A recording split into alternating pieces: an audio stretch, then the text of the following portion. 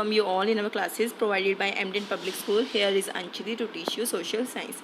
हाँ जी, हम लोग क्या पढ़ रहे हैं आजकल कि जो मिट्टी है हमारी जहाँ से बहकर चली जाती है वहाँ पे क्या हो जाता है,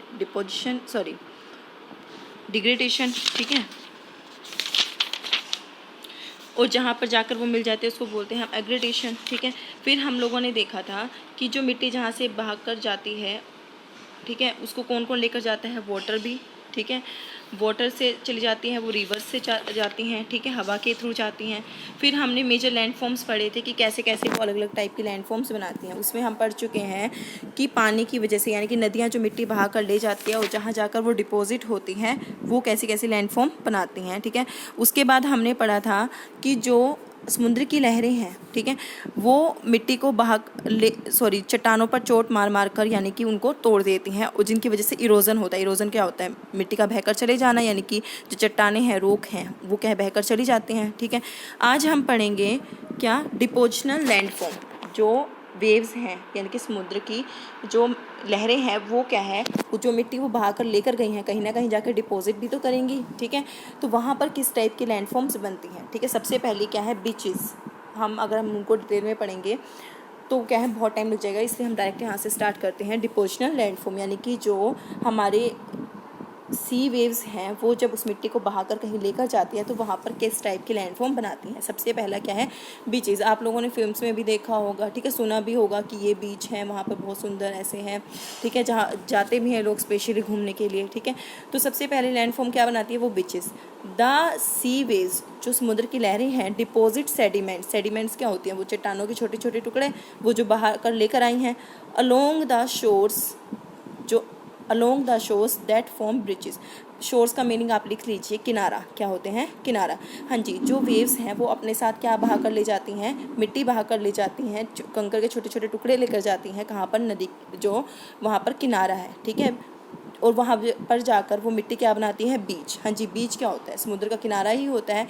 वो किनारा कैसे बनता है, बीच कैसे बनता है, जो मिट्टी वो बहा कर ले जाता है वहाँ जाकर कहाँ इकट्ठा कर देता है, उस किनारे पर इकट्ठा कर देता है, ठीक है।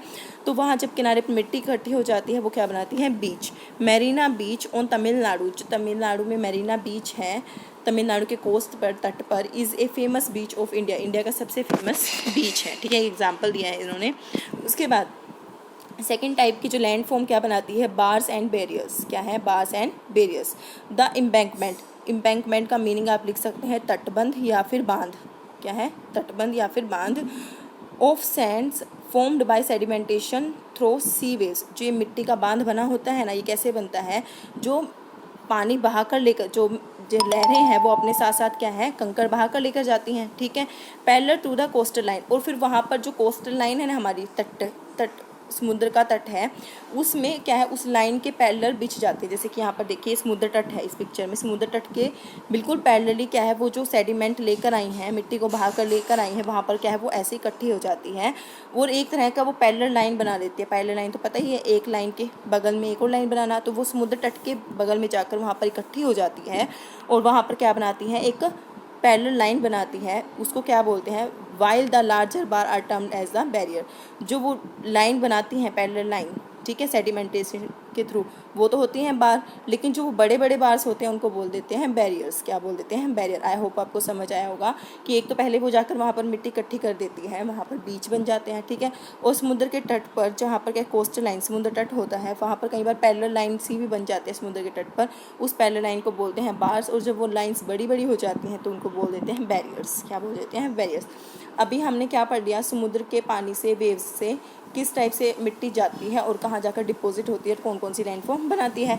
और अब हम पढ़ेंगे ग्लेशियर्स। ग्लेशियर्स क्या होता है, आप लिखिए हिमनदी। क्या होता है, हिमनदी यानी कि बर्फ़ की नदी, ठीक है। बर्फ़ की नदी यानी कि हिम नदी किस तरीके से लैंडफॉर्म्स बनाती है, अब हम ये पढ़ेंगे। Glacier are the river of ice. जो हिम नदी होती है वो क्या है, बर्फ़ की नदी होती है। The ice mass moving down A slope under the impact of gravity is called a glacier. क्या होता है कि जो बर्फ़ है ज़्यादा मात्रा में इकट्ठी हो चुकी है एक पहाड़ पर, जैसे क्या उसके ऊपर ग्रेविटेशनल फोर्स लगता है। हाँ जी, हमारी पृथ्वी के अंदर ग्रेविटेशनल फोर्स है, वो उस बर्फ़ को अपनी तरफ खींचता है। आपने देखा होगा लैंडस्लाइड होती हैं, ऊपर वाली चोटी एकदम से खिसक के नीचे आ जाती है। तो ऐसे ही वो बर्फ़ है वो क्या है, ग्रेविटेशनल फोर्स की वजह से ऊपर से नीचे आ जाती है। The glaciers generally gives birth to the erosional, जो वो ग्लेशियर है यानी कि वो हिम नदी के पहाड़ हैं, ठीक है, जिस टाइप से देखो चोटी बनी हुई है पिक्चर में, वो क्या वहाँ से क्या हुआ, अब वहाँ से कुछ सरका यानी कि बहकर गया है, तो वहाँ पर क्या हुआ, इरोजन हुआ। मैंने बताया है जहाँ से कुछ बहकर चला जाता है वहाँ पर क्या होता है, इरोजन। अब वहाँ पर जो चट्टानें थी, मिट्टी थी, वो क्या हुआ, उस बर्फ़ के साथ साथ ढहकर चली गई। इन द हाईलैंड, ये क्योंकि ऊंची थी तो नीचे की तरफ चली गई। And the deposit landform in the low land area, हाँ जी, ऊपर से कोई चीज़ कहाँ आती है, नीचे की तरफ आती है, तो जहाँ पर जाकर वो इकट्ठी हुई, डिपॉजिट हुई, वो कहाँ थी, लो लैंड एरिया में, नीचे जाकर वो क्या हुई, इकट्ठी। ए ग्लेशियर्स इरोडेड इट्स वैली, जब क्या है वो हिम, वो बर्फ़ जब वो टूट के नीचे आई तो उसके साथ साथ क्या टूटा, valley by plucking stones and soils, जो उसके अंदर मिट्टी और वो स्टोन्स थे जो उसके अंदर जमे हुए थे, अब वो भी टूटे होंगे साथ साथ, तो वो क्या है, ढहकर कहाँ गए, नीचे आ गए। तो इस तरीके से आपने देखा ऊपर से तो इरोजन हुआ और नीचे जाकर क्या हुआ, डिपोजिशन। आई होप आपको समझ आया होगा। मैंने बहुत सिंपल लैंग्वेज में बताया है कि ग्रेविटेशनल फोर्स की वजह से ऊपर वाली जो चोटी होती है जहाँ पर बर्फ़ जमी होती है वो नीचे की तरफ आ जाती है। उस चोटी में क्या होते हैं, कुछ कंकड़ पत्थर मिट्टी होती है, तो वो साथ साथ नीचे आ जाती है। जहाँ से वो मिट्टी नीचे गिरी वहाँ तो होता है इरोजन, जहाँ पर इकट्ठी हुई वहाँ पर क्या होता है, डिपोजिशन, ठीक है। ग्लेशियर्स आर मेल्टिंग, हाँ जी, आप लोगों को पता है कि जो हमारी हिम की नदी है यानी कि बर्फ़ की नदी आजकल पिघल रही है, ठीक है। The health of the earth is in danger, जो हमारी पृथ्वी के हेल्थ है वो क्या है, डेंजर में है। Recall having learn about the problem of global warming, जैसे कि हमने फर्स्ट चैप्टर में पढ़ा था थोड़ा बहुत कि ग्लोबल वार्मिंग की वजह से the environment problem is affecting all of us, जो इन्वायरमेंट की प्रॉब्लम है हम लोगों को इफेक्ट कर रही है। One of the most serious problem is melting of glacier, उनमें से एक सबसे बड़ी प्रॉब्लम कौन सी है, जो नदी है वो पिघल रही हैं, हिम नदी पिघल रही हैं। एट माउंट किलिमंजारो, किलिमंजारो एक माउंट है जो कि क्या अफ्रीका में है, have already begins to disappear, वो लगभग गायब होने को हो रहा है, क्योंकि वो जो है वो पूरे तरीके से पिघल रहा है, ठीक है, पिघल रहा है, इसकी वजह से वो क्या बिल्कुल ही अब डिसअपियर होने को हो रहा है। हाँ जी, अब देखो जहाँ से वो ग्लेशियर्स की जो ग्लेशियर है वो टूटती है वहाँ पर तो होता है इरोजन, जहाँ पर इकट्ठी होती है वहाँ पर होता है डिपोजिशन। अब देखो वो 2 टाइप्स की लैंडफॉर्म बनाती है। इरोजन से क्यों कौन सी बनाती है, यू शेप्ड वैली, कैसे बनाती है, U shaped valley. The glaciers on the downward journey, जब क्या है ऊपर से कोई पहाड़ी या छोटी ग्लेशियर्स की बर्फ़ की नीचे की तरफ आती है, कार्व्ड आउट डीप, वो क्या करती है, तराशती हुई आती है। हाँ जी, जब कोई बहुत स्ट्रॉन्ग चीज़ नीचे की तरफ आएगी तो वो तराशती हुई आएगी, कुछ छोटी छोटी चीज़ों को तोड़ती हुई आएगी ना, ठीक है। और जो स्टीप साइडेड, हाँ जी, वो क्या करती है,